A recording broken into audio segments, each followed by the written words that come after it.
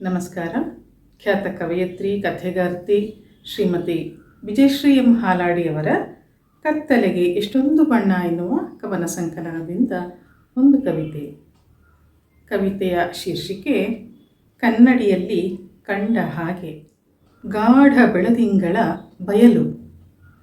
ಗಾಢ ಬೆಳದಿಂಗಳ ಬಯಲು, ಗಲ್ಲಕ್ಕೆ ಕೈಯಿಟ್ಟು ಕುಳಿತ ನಾನು. ಎದುರು ಬೆಂಚಿನ ಮೂಲೆಯಲ್ಲಿ ನೀನು. ತೊಟ್ಟಿಕ್ಕುವ ಕಾಲದ ಹನಿಗಳು. ಕತ್ತಲ ಕಾಡಿನಿಂದ ಕಾಡು ಕೋಳಿಗಳು ಮಾತಾಡಿದ ಆ ವೇಗಕ್ಕೆ ನತ್ತಿಂಗ ಒಂದು ಧ್ಯಾನಸ್ಥವಾಯಿತು. ನವಿಲುಗಳ ಪ್ರೀತಿಯ ವಿನಿಮಯ ಅಬಾಧಿತವಾಗಿತ್ತು. ನಾನು ಶುರು ಮಾಡಲೆಂದು ನೀನೇ ತಪ್ಪಿ ಬೀಳಲೆಂದು ನಾನು. ಲೆಕ್ಕಾಚಾರದಲ್ಲಿ ಮುಳುಗಿದಂತೆ ಮೌನ ಕಾತರಿಸತೊಡಗಿತು.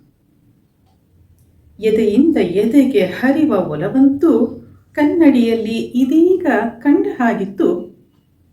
ಗಳಿಗೆಗಳು ಉರುಳುರುಳಿ ಕಾಡು ಶಾಂತವಾಗಿ ನಿದ್ದೆಯ ಮುಸುಕು ಹೊದ್ದ ಮರಗಿಡಗಳು ತೂಕಡಿಸಿದವು. ಇಬ್ಬರೊಳಗೊಂದು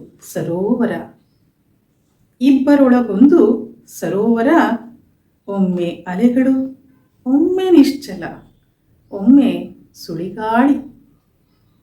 ಸೋರಿ ಹೋಗುವ ಬೆಳದಿಂಗಳನ್ನು ಬೊಗಸೆಯೊಡ್ಡಿ ಕುಡಿದು ಬಿಡಲೇ ಎಂಬ ಹುಚ್ಚಿಗೆ ಕಡಿವಾಣ ಬೆಳೆದು ಚಳಿಗೆ ಕಂಪಿಸಿದೆ. ಒತ್ತಿ ಕುಳಿತ ಹಕ್ಕಿಗಳಂತೆ ಗರಿಗಳನ್ನು ಬೆಚ್ಚಗಾಗಿಸಬಹುದಿತ್ತು. ಮನುಷ್ಯ ವಾಸನೆಯೊಂದು ನಮ್ಮನ್ನು ಕಟ್ಟಿ ಹಾಕಿತ್ತು. ತುಸು ಹೊತ್ತು ವ್ಯಯಿಸಿ ಹೊರಡೋಣವೇ ಎಂದೆ ನೀನು. ಅವಶ್ಯವಾಗಿ. ತುಟಿಯಂಚಿನಲ್ಲೇ ಮುಗ್ಗರಿಸಿ ಹುಸಿ ನಕ್ಕು ಎದ್ದು ನಿಂತೆ ನಾನು.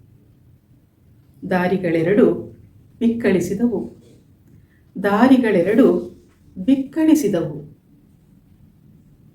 ಧನ್ಯವಾದಗಳು.